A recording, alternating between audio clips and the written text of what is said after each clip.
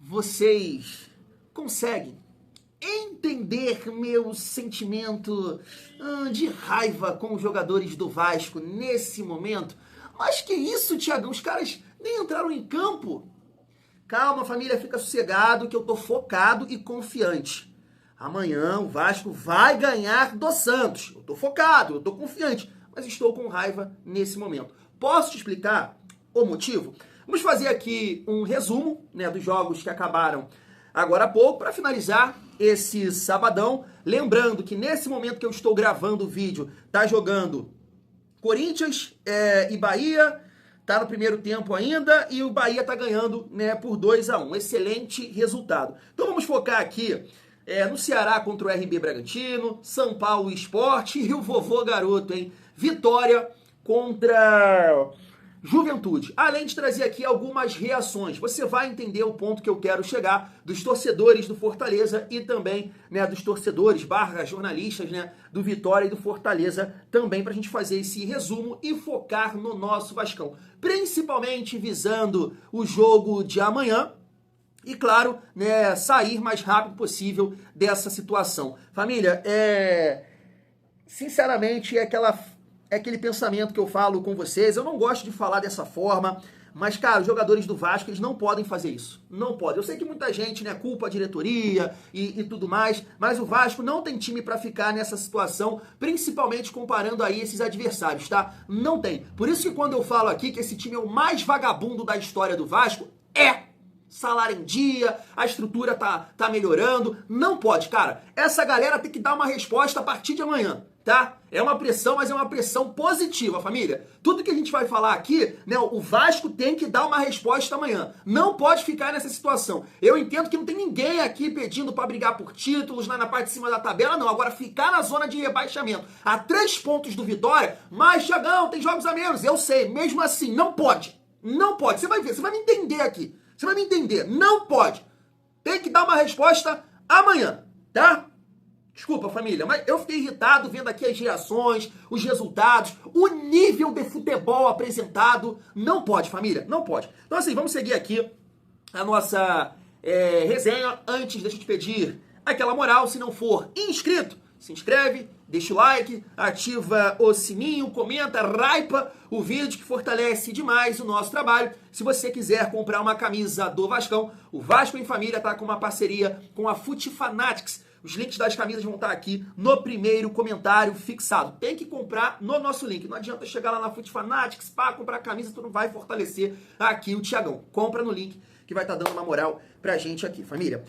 Seguindo a nossa resenha, eu prefiro reagir aqui com vocês aos torcedores do Fortaleza após mais uma derrota agora para o Flucê por 2-1, e também os torcedores do Vitória, que dá para dizer que foi uma derrota. O Vitória estava ganhando por 2-0 com um jogador a mais e o Juventude consegue empatar no minuto final ali com um gol de pênalti do Nenê. Mas dá perfeitamente para a gente trazer para o nosso contexto. Você vai entender. Se liga só.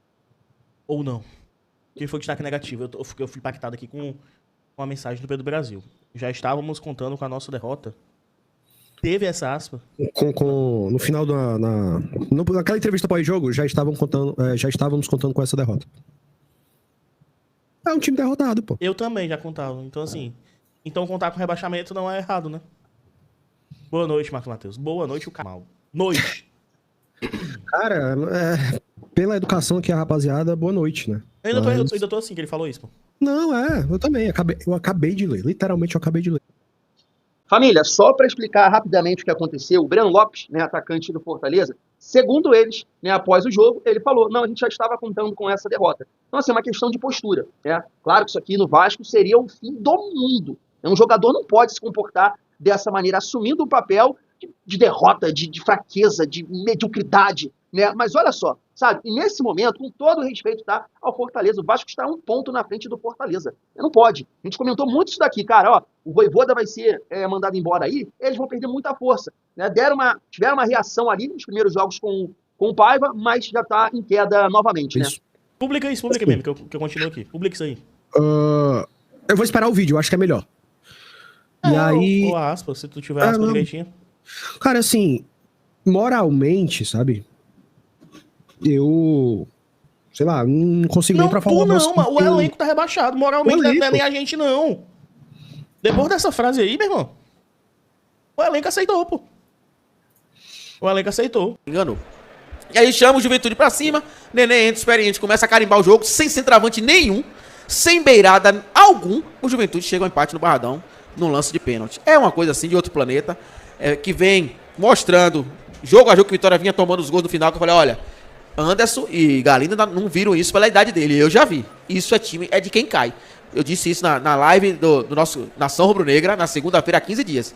A forma que o Vitória vem perdendo pontos é de time que vai ser rebaixado. E pra mim, tanto o Sport como empatou hoje em casa, e esse empate aqui, tá selando praticamente 3 vagas aí pra Série B do ano que vem. Eu acho que vai ser muito difícil, não rebaixa de vez, principalmente nem o Vitória nem o Juventude, porque tem 2 jogos a menos, mas são pedreiras.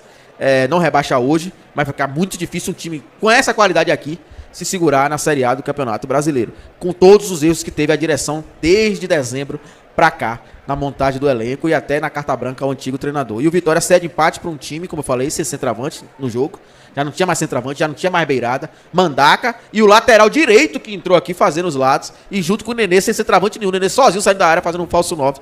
E acabou chegando o empate do Vitória. É lastimável. Que infelizmente traz pra nós tipo assim... Eu não quero também, como o Adson, né, cravar um rebaixamento aqui na 20ª rodada, mas um time que jogou 20 jogos, deu só 3, é barril, é muito difícil. Conseguiu captar, entender o meu desabafo no início do vídeo? Porque eu estou aqui falando que os jogadores do Vasco precisam dar uma resposta a partir de amanhã. Tu viu a análise do comentarista ali do Vitória? O Juventude sem centroavante, sem ponta, lateral fazendo a ponta, Nenê de falso 9, conseguiu empatar esse jogo. Já passa uma moto aí, ó. E o Vasco conseguiu perder para o Vitória. Você viu 20 jogos, 3 vitórias. Uma delas foi sobre o Vasco. Com um jogador a menos, o Vasco conseguiu perder para o Vitória. Então, quando a gente vem aqui desabafar, eu nem sou de fazer isso, falar que esse elenco é o elenco mais vagabundo da história do Vasco, é porque vocês dão margem para isso. Olha a análise do torcedor do Vitória. O Vasco perdeu para o Vitória. Isso é um absurdo. Tem que mudar a postura. Não pode ter uma postura derrotada como viu os jogadores do Fortaleza. De forma nenhuma. Vocês jogam no Vasco. Amanhã é 50 mil lá. Oxe, meu amigo. É um excelente dia. O palco vai estar lotado para começar uma campanha positiva. Uma virada de chave. Pelo amor de Deus. E aí, família, a gente vai tocar aqui em alguns pontos, né? Começando, né, pela vitória do Ceará sobre o RB Bragantino. E aqui a gente vai destacar um ponto muito importante em relação a isso, porque o Ceará acabou fazendo o que o Vasco não fez, né? Ganhar ali do RB Bragantino jogando em casa. Dessa forma, deixa eu ver aqui rapidinho, o Ceará chegou, né, a 25 pontos. Abriu aí 9 pontos do Vasco nesse momento, mas o Ceará tem 2 jogos a mais, né? Tá com 19 jogos no campeonato. E aí, família, um ponto a destacar aqui, tá na tela para vocês, é que o RB Bragantino vem de 8 derrotas seguidas. Claro, também teve 2 derrotas pela Copa do Brasil, né? Eles perderam os 2 jogos para o Botafogo. Mas se você estender um pouco mais isso, o RB Bragantino tá 11 jogos sem ganhar. Teve um empate, acho que contra o Corinthians, mais 2 derrotas. A última vitória do RB Bragantino, acredite se quiser, foi sobre o Vasco. Por 2-0. Foi. E aí, é o que eu tô falando, o Ceará conseguiu fazer o que o Vasco não fez, né? Que é ganhar do RB Bragantino em casa. Assim, um ponto positivo nisso daqui, me parece que é um time que vai brigar na parte de baixo. Nesse momento, o Vasco tá bem distante, né, do RB Bragantino, que tá com 27 pontos. Isso aqui, né, mostra a importância de você iniciar bem, né, um campeonato brasileiro, ganhando os jogos, porque você tem uma gordura. Claro que se persistir dessa forma, vai cair, vai ficar lá embaixo. Mas nesse momento, aqui tem 11 pontos a mais que o Vasco. 6 derrotas seguidas no Campeonato Brasileiro, né? Então, assim, tá vendo aí? É complicado, família vascaína. Agora, destacando aqui um resultado que eu também acho interessante, porque o Sport ganhando a segunda, e o Vasco encara o Sport nessa sequência que a gente vem pontuando aqui, né? Então ia dar mais moral, ainda bem que o São Paulo empatou. Então o Sport não conseguiu vencer, 2-0, abriu 2-0 e o São Paulo conseguiu empatar. Agora, o que eu tiro de lição desse jogo aqui do São Paulo, eu vou mostrar aqui pra vocês, tá? Que é o lateral direito da base, Poxa, esqueci o nome dele, cara. Eu acho que é Mike. Me corrijam aí se eu tiver errado. Fez o gol, né, de empate e ganhou o melhor da partida. Jogador da base. Se você pegar o São Paulo na partida contra o Vitória em casa, se você pegar o São Paulo jogando contra o Atlético Nacional, e se você pegar o São Paulo na partida de hoje, com vários jogadores da base. Ah, você vai falar que os jogadores do São Paulo estão mais preparados que os jogadores da base do Vasco? Cara, eu não sei, porque a gente sempre vê aí a base do Vasco muito bem, entendo, né, a questão da pressão, do momento e tudo mais. Mas, família, o São Paulo também estava pressionado. É que vem aí numa sequência positiva. No ano passado, Estrela estreou no momento de dificuldade, Leandrinho entrou no momento de dificuldade, o JP também entrou, que foi naquela partida com o próprio São Paulo, né, que o Paiva reassume, a torcida cobrando, né, o Maicon sendo criticado e tudo mais, teve protesto naquele dia, e o Vasco fez uma grande partida, né, com destaque para os jogadores da base. Então, recentemente teve aí, né, o Diniz falando, uma matéria, não sei se é verdade, que ele tá meio preocupado de colocar a molecada, pelo amor de Deus, não fique. Tem que testar. Tem que testar. Principalmente no decorrer do segundo tempo, que o time do Vasco cai muito fisicamente. Bota essa molecada cheia de tesão e tem talento ali, né, pro Vasco, para eles tentarem nos ajudar, como a molecada do São Paulo, né, tá ajudando. E aí eu finalizo aqui, né, mais uma vez comentando sobre esse resultado, também muito importante, na minha visão, pro Vasco. Vitória estava abrindo 5 pontos do Vasco. Eu sei que Vitória tem alguns jogos a mais, né? São 3 jogos, né? O Vasco vai jogar amanhã contra o Santos, então dá pra gente dizer que tem 3 jogos a mais que o Vasco, mas mesmo assim, né?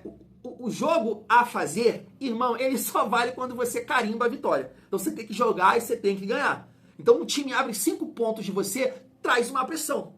Traz uma pressão. Eu sei que nesse momento aqui, a gente pode destacar as últimas 2 rodadas do Juventude, uma vitória e um empate. Dessa forma está 1 ponto do Vasco. E o Vasco vai encarar o Juventude nessa sequência. Vai ser um jogo muito difícil, porque o Vitória está com o mesmo objetivo que a gente, é ganhar esse jogo para a gente, né, tentar aí recuperar e pegar uma... Falei Juventude, né? O Juventude, a gente vai encarar o Juventude no dia 20. Então, estão com esse objetivo de ganhar do Vasco, esse jogo atrasado, e dar uma respirada aí na competição. E aí a gente destaca aqui, né, o vovô Garoto, que acabou sendo decisivo nesse resultado. Né, já tinha sido importante no jogo contra o Corinthians, onde ele dá um tapa na frente de um jogador de 20 anos, né? No caso, 20 anos a menos que o Nenê com 44 e o Mateuzinho com 24, ele dá um tapa na frente, ele ganha na força física, cruza, e aí o cara consegue girar em cima lá do zagueiro do Corinthians e faz 2-1. Então, família, a gente pode resumir isso tudo aqui, esse vídeo, num tom de desabafo, até também, né, tô confiante sim, não tô aqui pra pesar dos jogadores amanhã, a gente tem que focar e tem que ter uma corrente de fé, uma corrente positiva que o Vasco vai ganhar amanhã do Santos. Eu estou confiante nesse sentido. Mas tudo que a gente falou aqui, cara, é uma questão de postura, é uma questão de atenção, né, é de deixar tudo em cada partida. A partir de agora, realmente, cada jogo é uma decisão. Não dá pra errar, não dá pra deixar pra depois. Porque olha só o que aconteceu com o Vasco. O Vasco não conseguiu ganhar do RB Bragantino, tá aí, ó. Tantos jogos sem ganhar. O Vasco não ganhou do Vitória. Tem 3 vitórias, não é isso, no campeonato. Em 20 jogos, uma delas foi contra o Vasco, com um jogador a menos. Isso não existe. O Juventude foi lá e conseguiu empatar com um jogador a menos, com o Nenê com 44 anos. Então, a postura, os resultados, principalmente, eles precisam acontecer a partir de amanhã, né? Tem que ter essa virada de chave. Tô aqui só para finalizar, né, família? Nesse momento tá no intervalo, tô finalizando o vídeo aqui. O Bahia tá ganhando do Corinthians por 2-1. É um outro resultado excelente, né? Porque o Corinthians fica com 22 pontos, mas também com 3 jogos a mais que o Vasco. Então, esse resultado aqui tá excelente. Espero que fique dessa forma com a vitória do Bahia. Vou ficando por aqui. Tamo junto. Até amanhã no nosso pré-jogo às 7. Valeu. Fui.